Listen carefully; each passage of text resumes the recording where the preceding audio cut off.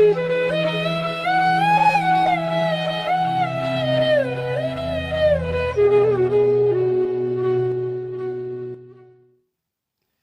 namaste everybody, and welcome to part 4 of Atisha's advice from the heart. So last time we got up to verse 12, so we'll start verse 13. So verse 13 says, avoid all hoity, conceited, proud and arrogant minds, and remain peaceful and subdued. So when our minds are, I like the word here, hoity. Hoity is a good word, I think. We don't use that word enough. Conceited and proud and arrogant. Those minds stem from our ego. They stem from us thinking, look at me, how great I am. And it's like showing off. And this is never a nice thing to do. When you're around people who are arrogant and so much pride and really conceited, they don't care about you. They're not listening to you at all. What they're doing is they're just selling themselves. They just want to say everything good about them and what they've done and where they've been and what qualifications they've got. And they really don't mind or really don't care what qualifications you've got, what you think, where you've been, what you've said. It has no bearing on their lives. It is all about them. So this is not a good way for us to act, because when we're acting like that, we're acting from our ego, which means our mind is constantly being disturbed. We are constantly trying to push ourselves in front of everybody and be the best and show everybody how great we are. So this verse says that our minds should remain peaceful and subdued. You see, when we're caught up in this pride and arrogance and our mind is really conceited, then our mind is not peaceful and it's not subdued. It is just totally being driven by the ego. So I know for me, I much prefer to be around people who are more humble, because the humble people will listen to you. You can have a two-way conversation with them. They will listen to you, you can listen to them. But when we're around these people who are arrogant and proud, then really they think they're right, and doesn't matter whatever you say, they are right and you won't change their mind. So by doing that, you're not only disturbing your mind, you're disturbing their mind, the people you're talking to as well. And that is not what the path is all about. The spiritual path is about being calm, having a calm, peaceful, quiet mind, a mind that is still. But because it's still and it's quiet, it means it's open and it's as vast as the universe, vast as space, which means we can think clearly, we can see things clearly. When our mind is trapped in this arrogance and trapped in this pride, it is a closed mind. That mind will never let anything in because it already thinks it knows everything, so there's no need to be letting anything in. But we are never going to be able to go down our spiritual path with a mind like that, with pride and arrogance. It's going to stop you dead in your tracks. So the mind we need is a calm, a peaceful and a subdued mind, a mind that thinks logically. It's a mind that is aware of what's going on. It's not just aware of what we've done and who we are and what we think. It is a mind that is aware of other people and what they've done and what they think. This is the mind that we should be aiming for, because if you have that mind, you will definitely be able to go down that spiritual path, and you'll be able to take people along with you. Nobody wants to go along with somebody who's arrogant and full of their own pride and their own sense of self-worth. So nobody wants that. So, don't be confused here. We are not saying that we shouldn't have self-compassion, and we're not saying that you shouldn't care about yourself, because of course you should. And also, your opinions count as much as everybody else's. But that's the point. It's as much as everybody else's. It's not just your opinions count. They are equal to everybody else's opinions. So we're not saying that you shouldn't have your own opinions, and we're not saying that you shouldn't have compassion and care about yourself. You should, but you should be doing that from a peaceful and a subdued mind. So the next verse 14. My teeth keep falling out. Avoid activities that are said to be meritous, but which in fact are obstacles on the path. A lot of people fall into this trap of when they're trying to do something that they think is of some merit, or, it's generous. They do it for the wrong reasons. So they do it, again, we're going back a little bit here to what we've just spoken about arrogance and about pride. So what we're talking about here is people who do generosity, but they do it for their own benefit.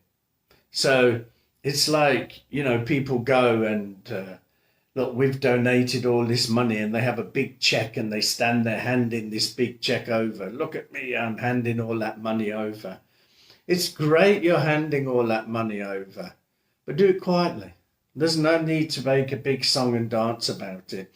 If in your mind you're being generous because you want people to know what a great person you are and how wonderful you are and how generous you are, and so you can have that sort of pride, then it might be a Meritous act to hand over the money or to do these things. But you're not going to gain the benefit from it because you are looking for gain yourself.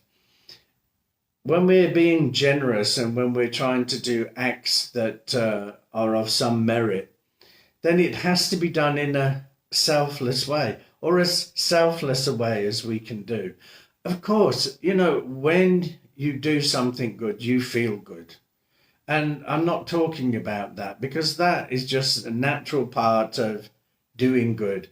So before we had the pandemic, we did years and years of every once a month, we gave food to the poor and needy people. And we were doing between 400 and 600 lunches at that time. And, I loved it. I loved it because we got to know these people and we got friendships with them. We got to know the group of people who used to come and help us, and friendships are built there. And the little smiles on the kids' faces when they had a big, delicious meal. So it made me feel good. But that wasn't the reason for doing it. It wasn't my motivation for going there and doing it. My motivation was to help people and to help them and make sure that at least once a month they get a really big and a good lunch. So we gain something from being Meritous. But if we do it for the wrong purpose, if we actually give because we want to have pride, we want people to know what a great person we are, then this is the wrong way of giving. So we have to avoid these acts that look like they're Meritous, but they're actually going to be an obstacle on our path, because it's going to bring up pride again. It's going to be talking to your ego. So when we are doing acts of merit, we have to ensure that they are as selfless as they can possibly be. So verse 15 says, "Profit and respect are nooses of the Maras, so brush them aside like stones on the path." So the people who don't know what Mara is, when Buddha sat down to meditate and he said, "I'm not getting up until I realize something," and then of course he got up once he became awakened. But during that time, Mara was showing him beautiful girls and then scary things. Of course, Mara isn't something outside of us. I know some people think of Mara as like a devil, but actually Mara is your mind, and it's the dark side of your mind. So this profit, chasing after profit and chasing after respect, is just like a noose around your neck. And we need to just brush them aside like we're brushing stones off a path. So when we chase after profit, again, it becomes about us. It becomes about ego. So I'm not saying that, you go into business and you don't go into business to make profit. I mean, of course we do. I mean, what's the point? So we do, but it's when we're chasing after profit and we try to get as much profit as we can so we can build a huge, great bank account. This is where it becomes a real problem for us, because once we get into that, maybe we'll have like $1,000 in the bank, and when we've got $1,000, now I want 5,000, and when I get that, I want 10, and then I want 100,000, and then $200,000. So it's a never-ending game. If you just constantly are chasing after profit, then again, that pride, that arrogance is going to come in, and that ego will come in. So I'm not saying business should be about being selfless and not trying to make a profit. We do, but it has to be a reasonable profit. And we have to know when enough is enough. If we can sell it for just $5 profit, then great. There's no need to sell it for $50 profit if we can survive on the $5 profit. So the point here is that if you're going to just chase, your whole life is just chasing after profit, it is going to be like a noose tightening round your neck. You are never, ever going to have enough profit. And the other part of this was that it was profit and respect. Again, if you're chasing respect, then you don't deserve respect. Respect has to be earned. You can't say that, I deserve respect because I'm this position. So like I'm the Prime Minister or I'm the Chancellor or whatever. Well, if you are not a good person and you're the Prime Minister, then you don't deserve respect. The Prime Minister is a job, the same as the people who make food for us, the same as the farmers who produce food for us. They are just probably even more important than the Prime Minister. So, when people have a certain position and they start to demand respect, I demand you respect me. I mean, really? No. Respect has to be something that comes to you from other people because they want to respect you. If people, in India, people bend down and they touch your feet as a mark of respect. So this is fantastic. I mean, I like it. It's a great thing to do. If you mean it, if you really respect that person, then bending down and touching their feet is a great way to show that you respect them. Because one, you're bending down to them, and two, you're touching the feet, which is like looked upon as the dirtiest part of the body. So it's great. If you respect people, you show them that you respect them. But for the person, they shouldn't demand respect. You see me, I'm a monk. So many people will touch my feet because I'm a monk. But, I just see it that they're touching Buddha's robes because, all I am is really just a vessel. I've done years of studying, years of meditation. I practice hard, realized certain amount of things. And now I'm trying to teach them to other people. But they're in my words, but they are Buddha's teachings. They're from him. So when people touch my feet, I always think you're touching my feet because of the robes, because of Buddha's robes. So it's respect for Buddha and Buddha's teachings that you are touching my feet.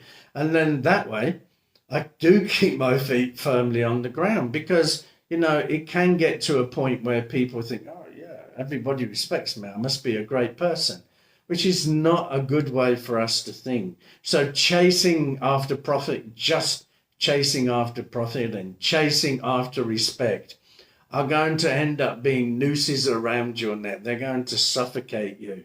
So let them go. Don't just blindly chase after profit and chase after respect. So verse 16 says, words of praise and fame serve only to beguile us. Therefore blow them away as you would blow your nose. It's nice, very poetic.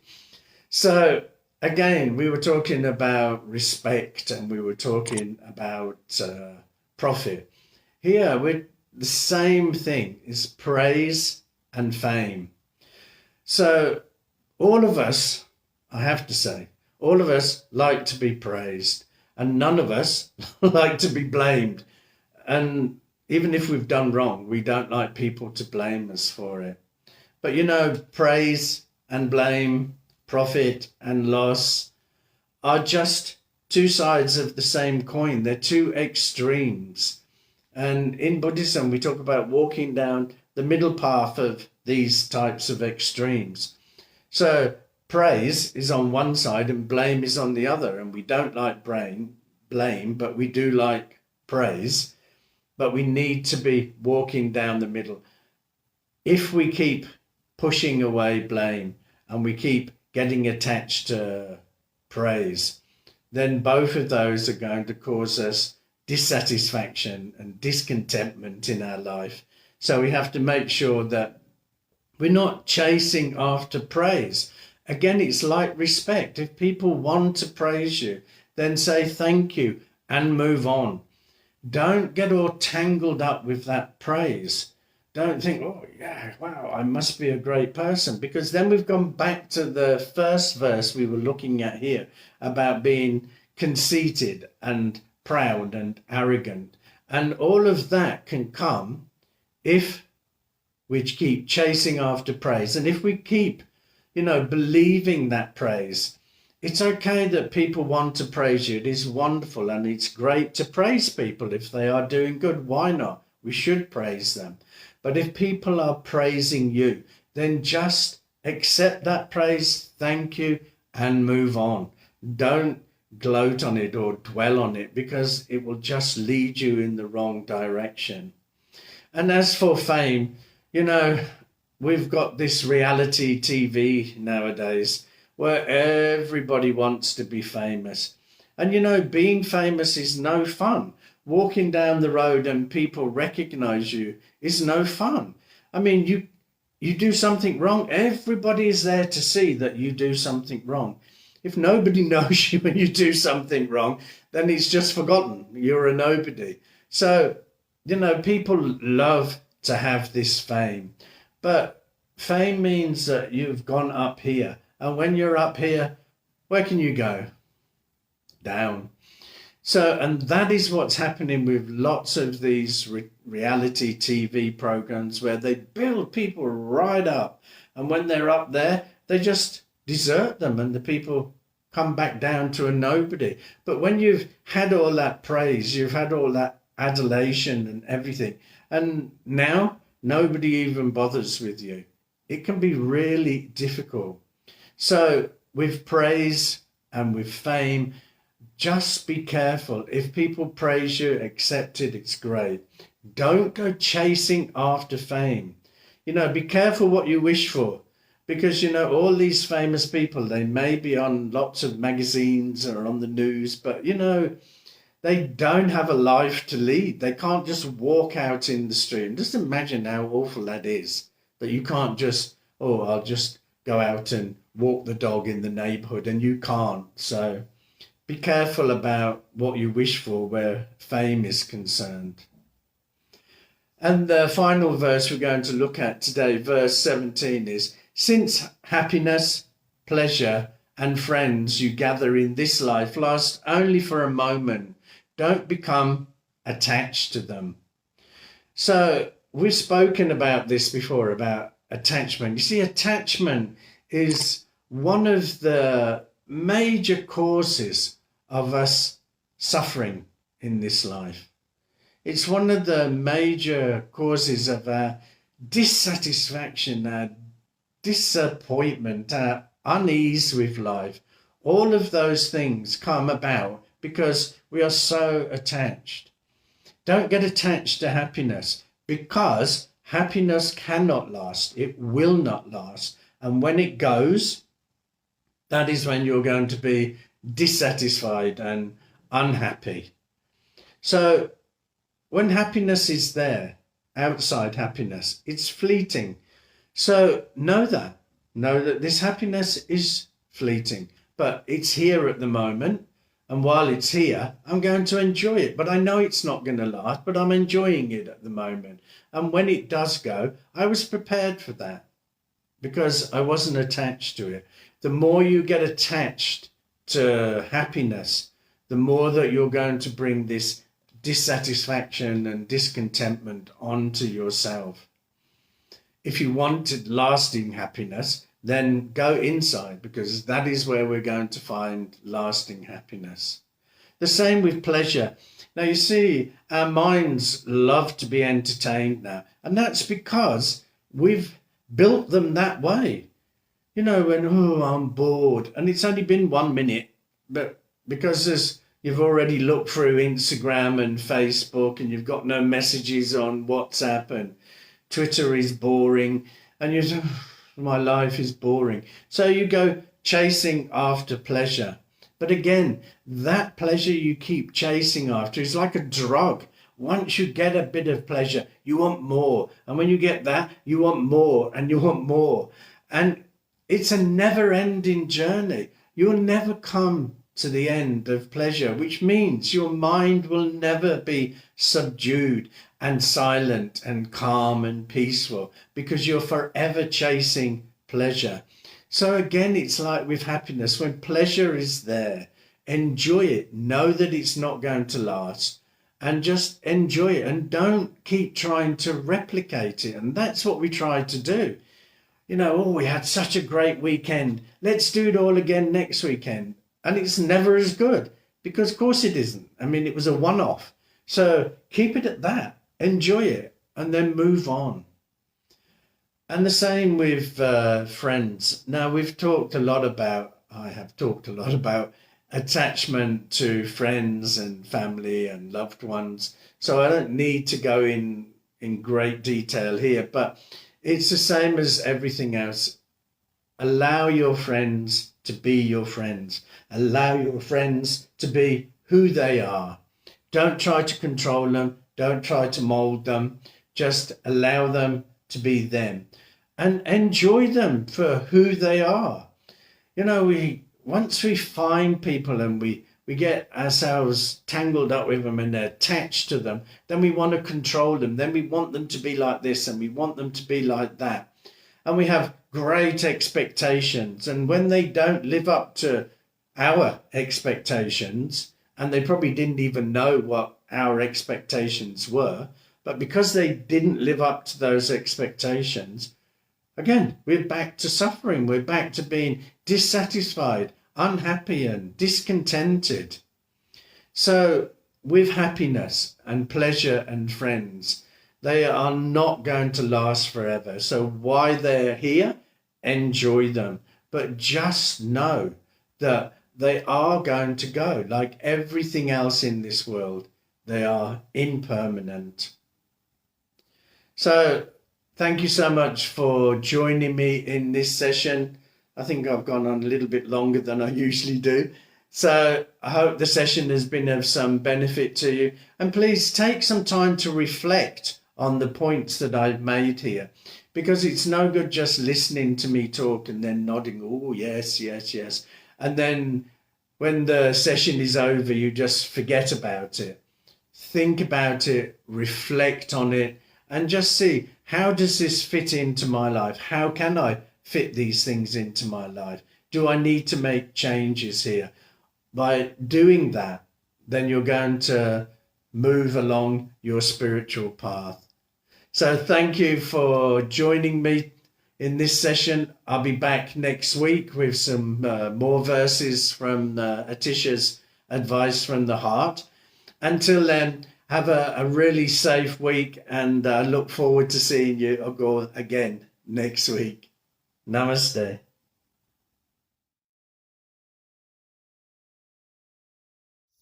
If you enjoyed this video, then press the subscribe button now. And don't forget to share the video with your friends.